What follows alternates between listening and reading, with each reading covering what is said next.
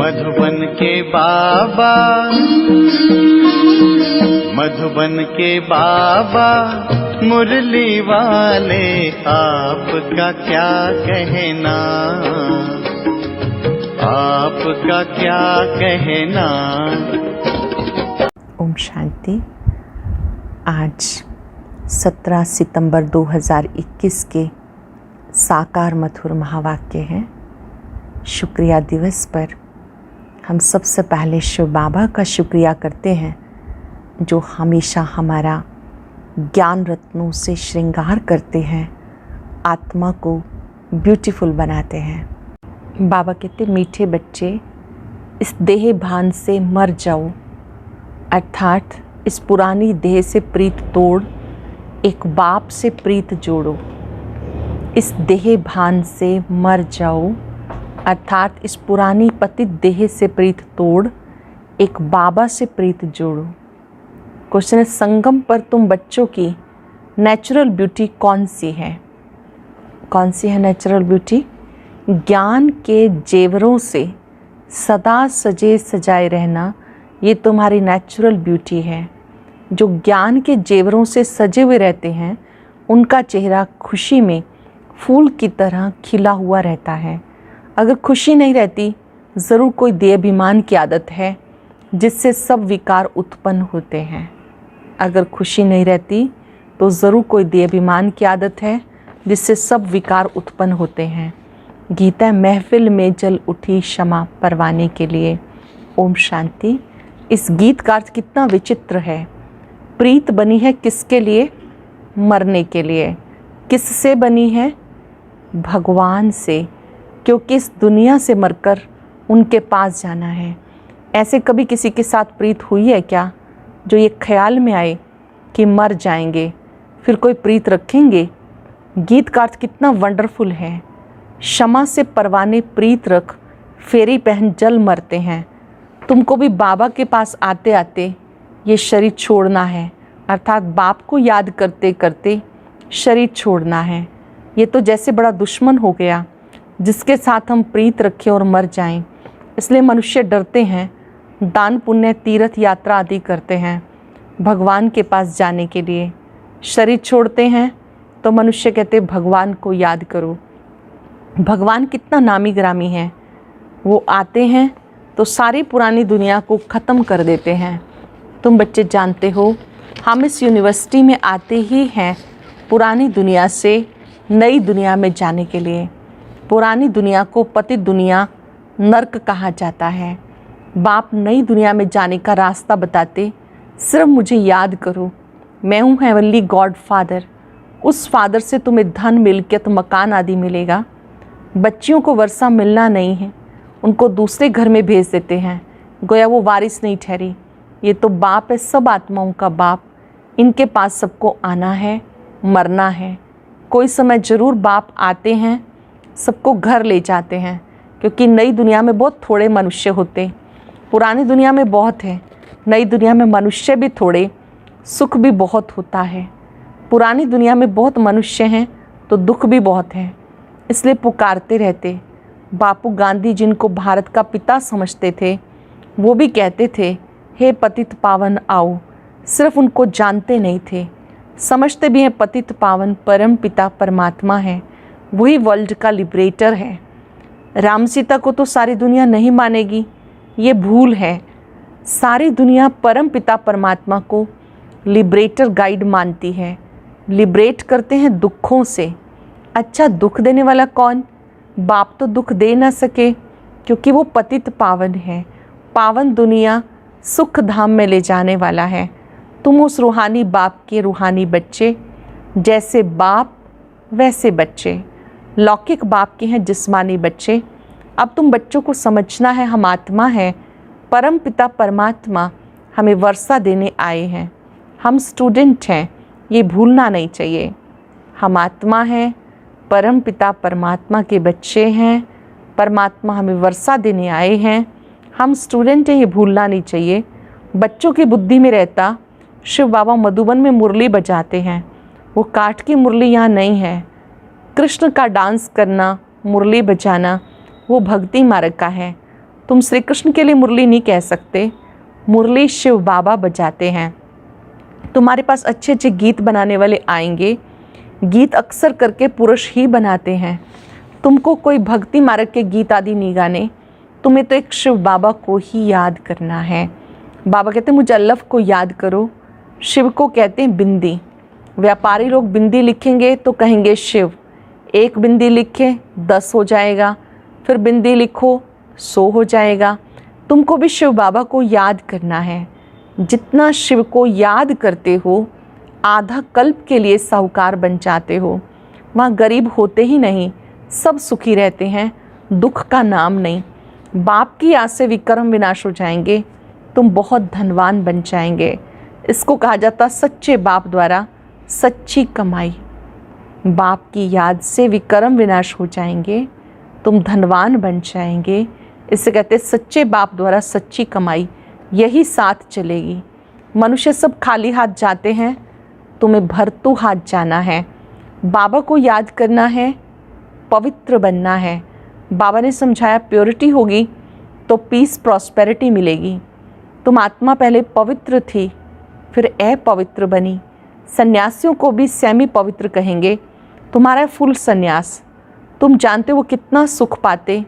थोड़ा सुख है फिर तो दुख ही है। वो सब है भक्ति मार्ग। भक्ति मार्ग में हनुमान की पूजा करो तो उसका दीदार हो जाता। चंडिका देवी का कितना मेला लगता है, उनका चित्र भी होगा। जिनका ध्यान करेंगे वो ज़रूर सामने आएगा ही, परंतु उससे क्या मिलेगा। अनेक प्रकार के मेले लगते, क्योंकि आमदनी तो होती ही है। ये सब उनका धंधा है। कहते धंधे सब में धूर, बिगर धंधे नर से नारायण बनने के। ये धंधा कोई विरला करे। बाप का बनकर सब कुछ दे सहित बाबा को दे देना, क्योंकि तुम जानते हो हमें नया शरीर चाहिए। बाबा कहते तुम कृष्णपुरी में जा सकते हो, परंतु जब आत्मा तमो प्रधान से सतो प्रधान बने। कृष्णपुरी में ऐसा नहीं कहेंगे कि हमें पावन बनाओ। यहाँ सब मनुष्य मात्र पुकारते हे लिबरेटर आओ, इस पाप आत्माओं की दुनिया से लिबरेट करो। अब तुम जानते हो बाबा आया है हमें अपने साथ ले जाने। वहाँ जाना तो अच्छा है ना। मनुष्य शांति चाहते हैं। अब शांति किसको कहते हैं ये नहीं जानते। कर्म बिगर कोई रह नहीं सकता। शांति है शांति धाम में, फिर वह शरीर लेकर कर्म तो करना ही है। सत्युग में कर्म करते हुए शांत रहते, अशांति में मनुष्य को दुख होता। इसलिए कहते शांति कैसे मिले। अब तुम बच्चे जानते हो शांति धाम हमारा घर है। सत्युग में शांति सुख सब कुछ है। अब वो चाहिए या सिर्फ शांति चाहिए। यहाँ तो दुख है, इसलिए पतित पावन बाप को यहाँ पुकारते हैं। भक्ति करते भगवान से मिलने के लिए। भक्ति भी पहले अव्यभिचारी फिर व्यभिचारी होती है। व्यभिचारी भक्ति में देखो क्या क्या करते हैं। सीढ़ी में देखो कितना अच्छा दिखाया। सीढ़ी के चित्र में दिखाया है कि पहले एक शिव की पूजा होती है, फिर धीरे धीरे भक्ति भी व्यभिचारी, कहीं जल की पूजा, कहीं 5 तत्वों की पूजा। सीढ़ी में देखो कितना अच्छा दिखाया, परंतु पहले पहले सिद्ध करना चाहिए भगवान कौन है।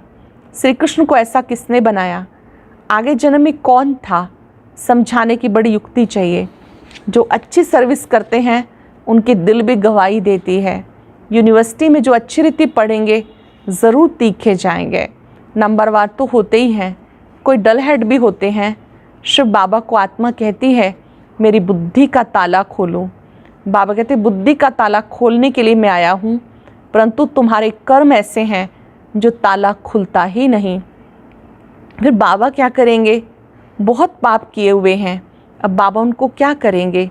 टीचर को कहेंगे हम कम पढ़ते हैं, टीचर क्या करेंगे।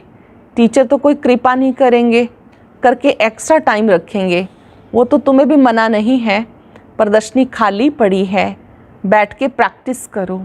भक्ति मार्ग में कोई कहेंगे माला फेरो, कोई कहेंगे मंत्र याद करो। यहाँ तो बाप अपना परिचय देते, बाप को याद करना है जिससे वर्षा मिलता है। सत्युग में पारलौकिक बाप का वर्षा मिल जाता, फिर याद करने की दरकार नहीं रहती। 21 जन्मों के लिए वर्षा मिल जाता, तो बाप से अच्छी रीति से वर्षा लेना चाहिए।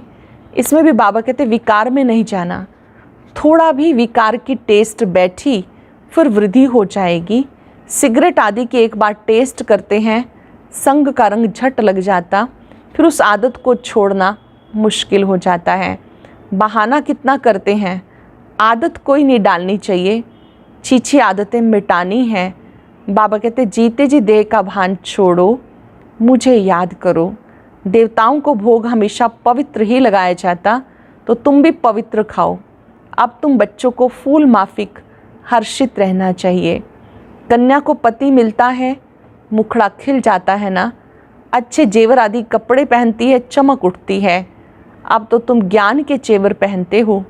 वहाँ स्वर्ग में नेचुरल ब्यूटी रहती है। कृष्ण का नाम ही है सुंदर। राजा रानी, प्रिंस प्रिंसेस सब सुंदर होते हैं। वहाँ प्रकृति भी सतो प्रधान होती है। लक्ष्मी नारायण जैसे नेचुरल ब्यूटी यहाँ कोई बना ना सके।